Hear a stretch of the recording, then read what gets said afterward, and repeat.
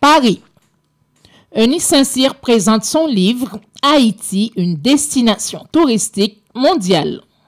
En route pour l'université Senghor à Alexandrie, où elle doit préparer un master en gestion du patrimoine culturel, Eunice Saint-Cyr fait une escale à Paris pour présenter son livre « Haïti, une destination touristique mondiale ». Alors, bonjour, Eunice Saint-Cyr sur la radio Fréquence Paris, sur le 106.3 FM en région parisienne. L'émission passe aussi sur la radio Passion Culturelle. On fait un coucou à Lydia Antoine, qui est directrice de la RPC Radio. Alors, tu nous viens fraîchement d'Haïti, escale à Paris, et tu pars en Égypte pour une formation à l'université. Déjà, parle-nous de toi. Voilà, Eunice Saint-Cyr, tu es aussi écrivaine, je vois ton livre qui est là, une destination touristique mondiale, Haïti. Je crois que tu es aussi dans le tourisme, tu fais beaucoup de choses pour Haïti. Ouais. Alors, c'est qui Eunice Saint-Cyr? Bonjour, bonsoir tout le monde. Je suis Eunice Saint-Cyr. Je suis la fondatrice du réseau des femmes haïtiennes modèles inspirantes. Et aussi, je suis la coordonnatrice générale de l'initiative des femmes haïtiennes de tourisme IFTH. Et cette année, c'est pour moi un honneur et un plaisir de pouvoir d'être boursière à l'université Senghor pour un master en développement, spécialité du patrimoine culturel. Et je suis écrivaine, j'ai écrit l'ouvrage Haïti, une destination touristique mondiale, publié en juillet 2022. Et je salue M. Simplice Animaux pour l'entrevue et aussi de pouvoir recevoir le prix ambassadeur africain de solutions très prochainement, disons plutôt au cours du mois d'octobre. Et c'est vraiment, je tiens à le féliciter pour ce prix qui est aussi intéressant. Et c'est un plaisir pour moi d'échanger, de donner un entretien, pouvoir parler un peu et de ce que j'ai fait comme activité et aussi de mon ouvrage aussi. C'est un plaisir. Alors, ton parcours, déjà tu as eu une bourse, félicitations. Merci. Ça s'est passé comment? C'était un concours? Oui, c'est un concours. C'est chaque 2 ans que l'Université Senghor lance ce concours pour un master. D'abord, il y a 3 étapes qu'on doit franchir pour pouvoir accéder à l'Université Senghor. D'abord, on fait un dépôt de dossier. Oui, je crois que tu es très sollicité. On va le dire de patienter un peu. Voilà.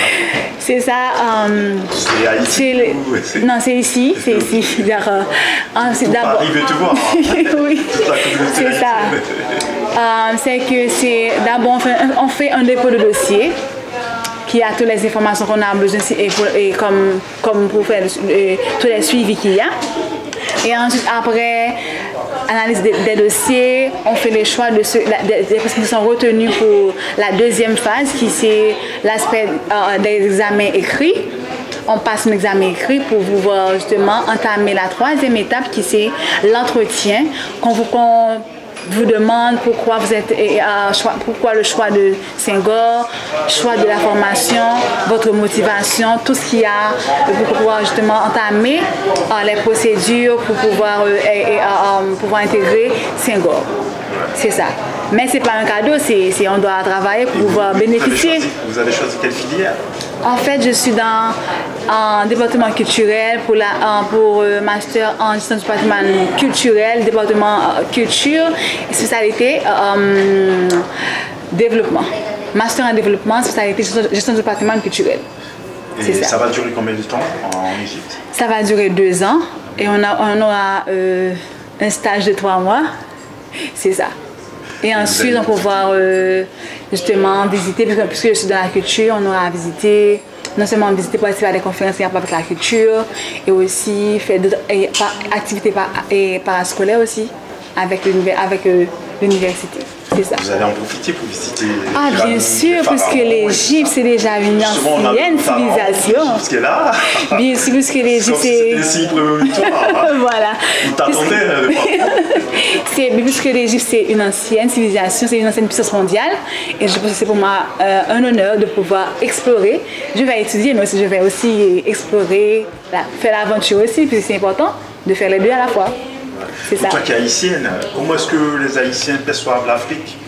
L'Égypte, c'est en Afrique, et puis mais l'Afrique en général. En fait, les gens préfèrent l'Europe, le Canada, que l'Afrique. Et pourtant, l'Afrique, il y a beaucoup d'opportunités. Justement parce qu'actuellement, l'Afrique, et je pourrais dire, à une vitesse vraiment si rapport avec l'agriculture au niveau technologie. Vraiment, l'Afrique a fait beaucoup d'efforts actuellement. Il y a beaucoup de. Si on prend l'Éthiopie, qui était auparavant un pays vraiment difficile, mais actuellement, il y a beaucoup de révolutions qui se fait en Égypte. Et c'est pas l'Éthiopie, alors il y a fait beaucoup d'évolutions, beaucoup de progrès, mais je crois que l'Afrique, c'est vraiment un pays, et c'est un continent que tout le monde devrait justement, il y a un focus là-bas. Mais en Haïti, on n'a pas vu on n'a pas vraiment une très bonne conception de l'Afrique, mais on sait que notre racine, c'est l'Afrique, notre mère. Voilà. Justement, dans ton livre, tu parles de quoi exactement? Je sais que c'est plus destination touristique. Bien sûr, parce qu'Haïti, c'est un pays qui est très riche sur le point historique. On sait qu'Haïti est vraiment une histoire vraiment qui a fait. Et si on parle de première République noire, et aussi en termes culturels, Haïti est un pays qui est très en termes culturels. Sur le plan touristique aussi, on est très riche. Mais par contre, il y a un problème au niveau, je pourrais dire, il n'y a pas de politique publique. Mais c'est un pays vraiment qu'on peut explorer à tous les niveaux. Et donc c'est un essai ou c'est le livre, c'est quoi? C'est un essai ou c'est quoi? C'est une fiction? En fait, c'est un livre qui est à la fois éducatif, aussi scientifique, parce qu'il y a beaucoup d'informations que j'ai pu récupérer. Et aussi, c'est un ouvrage qui est à la fois qui peut justement aider quelque chose à la personne, que vous soyez étudiant, écolier, tout ça, ça peut vous aider dans les recherches. Et c'est pour ça que je crois que Haïti vraiment a beaucoup de choses, mais par contre, on a des dirigeants qui ont de grandes visions pour pouvoir justement explorer ce que Haïti a comme opportunité. C'est ça. C'est que l'actualité politique en Haïti, c'est vraiment. C'est pas très reluisant, non. C'est vraiment très chaotique. Vous prenez le tourisme. En fait, pour le moment, c'est un petit peu difficile. Mais non, pour le moment, c'est difficile par rapport à tout ce qu'il y a comme instabilité politique, le kidnapping. Je n'ai pas peur de le dire, mais c'est la vérité. Mais par contre, et malgré tout, on essaie de faire de mieux pour voir au moins. C'est pas Haïti qui est affecté, mais surtout Port-au-Prince, qui a beaucoup de sécurité. La capitale. Bien sûr, qui est beaucoup plus affectée par aux autres départements. Par contre, et si le ministère du Tourisme avait beaucoup de vision, il y a le Nord qui a beaucoup de richesses, il y a beaucoup en termes d'histoire qui est très riche. On pourrait explorer, puisqu'il y a des vols qui se donnent depuis le Cap Haïtien. Il y a les vols avec Sunwise qui fait Miami, Port-au-Prince, qui fait aussi et d'autres destinations. On pourrait justement explorer avec le Cap. Jacmel aussi et aussi Jérémy, mais c'est difficile par rapport avec, c'est vraiment difficile et pour quelqu'un de venir faire de tout ça actuellement en Haïti.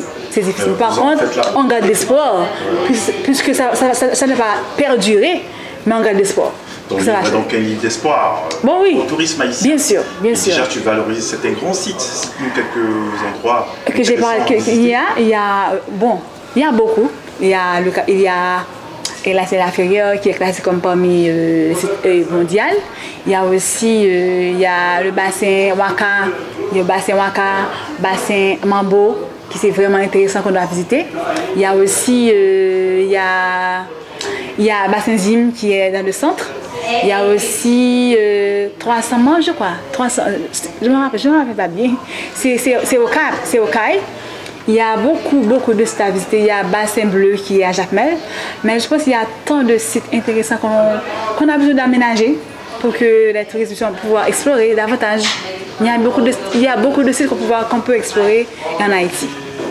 Mais on a juste besoin d'une politique publique pour que ce soit au moins beaucoup plus... à ce que les gens puissent pouvoir explorer davantage. Alors si tu peux lancer un message à la diaspora française, particulièrement ceux qui vivent en France et puis à travers le monde. Qu'est-ce que tu diras? Bon, je pourrais dire que Haïti, malgré les difficultés, ne va pas rester à ce niveau. Il va se relever parce qu'on est dans une phase de transition et je pense qu'on doit garder l'espoir parce que dès qu'on lutte, dès qu'on a la vie, il y a l'espoir. Dès qu'il y a la vie, il y a l'espoir. Je pense que ça va venir et je crois que le changement que l'on prône va venir très bientôt. On garde l'espoir. Voilà. Alors on va te dire merci et on va te dire bon voyage et de bonnes études en Égypte. D'accord, merci beaucoup et je remercie aussi Lydia Antoine justement pour l'invitation, malheureusement qui n'est pas là. Mais ça a été un plaisir justement de pouvoir échanger pendant quelques bonnes minutes sur ce que j'ai fait comme activité et sur mon parcours, tout ça. Ça a été un plaisir. Merci. Alors tu portes un t-shirt, parle-nous un peu de ce t-shirt. Ah bien sûr, c'est... On va essayer de qui parle Share Your Haiti. Bien sûr.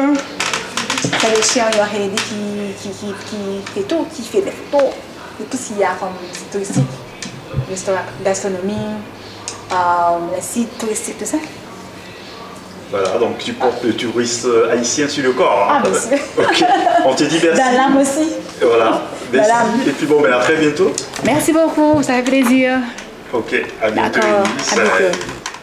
Eunice Saint-Cyr sera basée en Égypte pour une formation de 2 ans. Elle nourrit aussi plusieurs projets pour Haïti